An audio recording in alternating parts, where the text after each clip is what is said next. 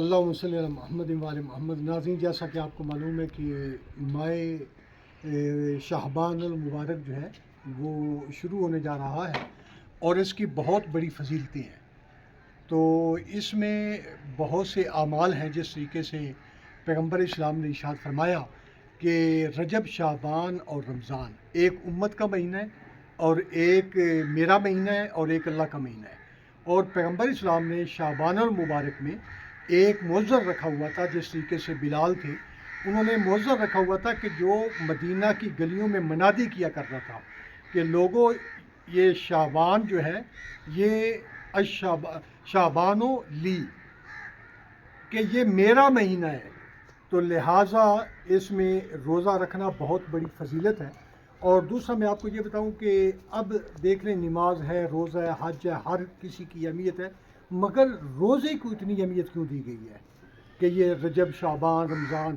یہ اس لیے دی گئی ہے کہ انسان پہ اللہ تعالیٰ نے ایک حقوق اللہ جو ہیں وہ فرض کیے ہیں اور واجب کیے ہیں، اور ایک حقوق العباد۔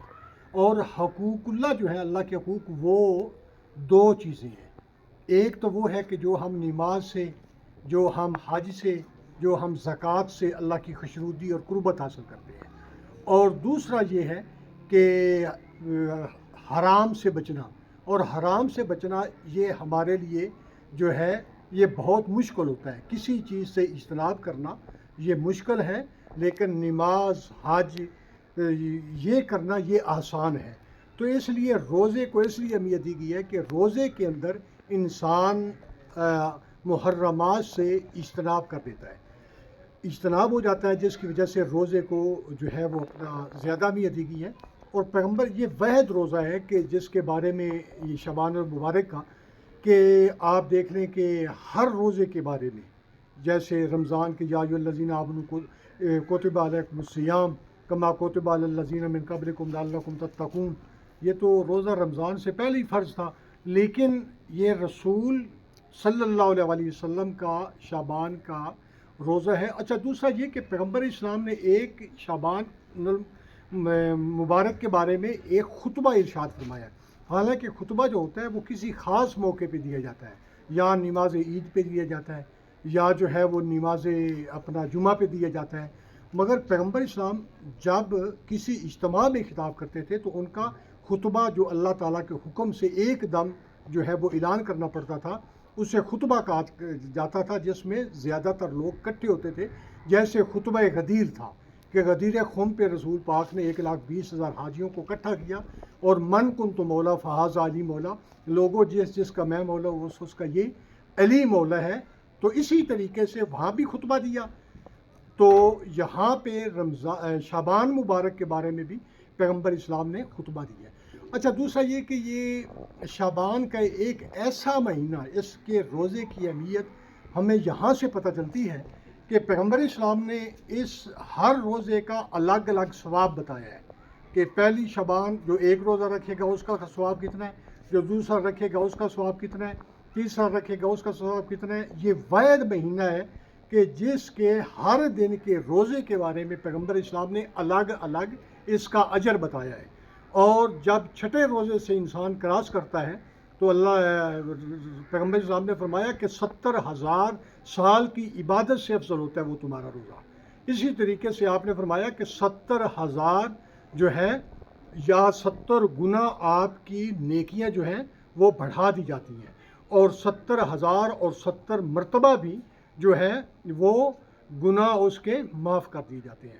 اور پھر آپ نے فرمایا کہ اس میں انسان جو 24 روزے لگاتار رکھتا ہے، تو 24 روزے جو اس شعبان مبارک میں رکھتا ہے، تو پیغمبر اسلام کی یہ بھی حدیث ملتی ہے، ابن عباس وہ راوی ہے کہ جس کے بارے میں تمام مسلک سنی، شیعہ، دیوبندی، اہل حدیث متفق ہیں۔ وہ ابن عباس یہ فرماتے ہیں کہ پیغمبر اسلام نے فرمایا کہ جو 24 روزے اس مہینے میں رکھتا ہے، تو وہ قیامت کے دن اپنے خاندان کی 70 آدمی، 70,000 کی روایت بھی ہے، وہ اپنی مرضی سے جنت میں لے کر جا سکتا ہے۔ تو ناظرین، یہاں سے پتہ چلتا ہے کہ شعبان کی کتنی بڑی اہمیت ہے۔ اور شعبان کے بارے میں جو زیادہ ذکر ہوا ہے یہ ہوا ہے کہ اس مہینے میں استغفر اللہ ربی و اتوب الیہ، استغفر اللہ ربی من کل ذنب و اتوب الیہ، کہ اللہ سے استغفار زیادہ کیا جائے۔ جب استغفار زیادہ کریں گے تو اس میں ایک مرتبہ، بلکہ پیغمبر صاحب نے فرمایا کہ اگر تم پورے مہینے میں 70 دفعہ، صرف 70 دفعہ تم استغفر اللہ ربی و اتوب الیہ پڑھتے ہو تو تب بھی تمہارے گناہ معاف کر دیے جائیں گے۔